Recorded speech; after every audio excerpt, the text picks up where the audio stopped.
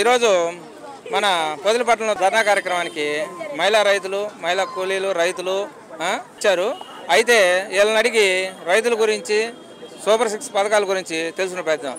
మీకు కూటమి ప్రభుత్వం వచ్చాక ఫ్రీ బస్సు ఇస్తానని చెప్పాడు మన కూటమి ప్రభుత్వం చంద్రబాబు నాయుడు గారు. అయితే దాని మీద మీరు ఎక్కుతున్నారా? ఎక్కడ సార్, ఎక్కడ ఇచ్చారు వాళ్ళు? ఎక్కడ లేదు అని చెప్పిన ఒక్కటి కూడా చేయట్లేదు. కానీ రైతులు ఎంత ఇబ్బంది పడుతుందో తెలుసు. ముందు బోసులు ఇచ్చినంత పుణ్యము ఈ పిల్లలకి అన్ని పండించుకోండి. రైతులు వ్యవసాయం చేసిన వాళ్ళకి మద్దతు ధరలు కలిగించమనండి. అసలు ఇవన్నీ కాదు సార్. ముందు అయితే రైతులు వ్యవసాయం చేసే వాళ్ళకి మద్దతు ధరలు కలిగియండి. ముందు అన్ని తగ్గిస్తారు. మాకేం తగ్గించి ఇయటం లేదే. తగ్గించి మాకాడ కొంటారు, మాకాయ తగ్గించి ఇయటం లేదు.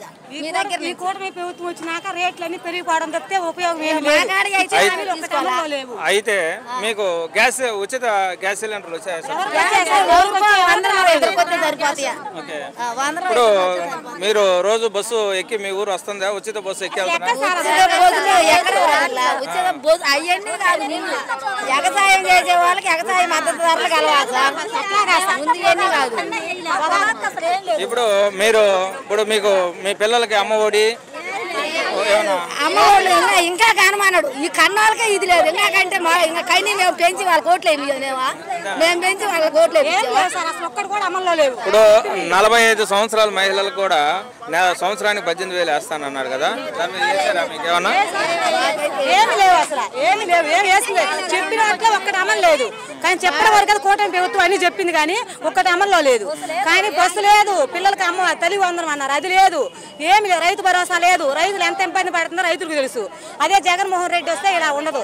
కానీ ఇప్పుడు అన్ని రైతులు 38,000 పొగా కింటా ఉంటే ఈ రేట్ ఎంత ఉంది సార్? అసలు మరీ తగ్గిపోయింది. 20,000 వచ్చింది. మేమేం చేయాలి సార్? ఇంకేం బతికేదేం ఉండదు. రైతు వరకు బతికేదేం లేదు. అది ప్రభుత్వం కూటమి ప్రభుత్వం గత ప్రభుత్వంలో 5 సంవత్సరాలు అమ్మఒడి కానివ్వండి, రైతు భరోసా కానివ్వండి, గిట్టుబాటు ధర కానీ ఉంది. ఈ ప్రభుత్వంలో ఎలా ఉంది? గత ప్రభుత్వం జగన్మోహన్ రెడ్డి ప్రభుత్వంలో ఎలా ఉంది? జగన్మోహన్ రెడ్డి ప్రభుత్వంలో అన్ని చెప్పినట్టు చేశాడు సార్. కానీ ఇప్పుడైతే చెప్పినవి ఒకటి లేవు.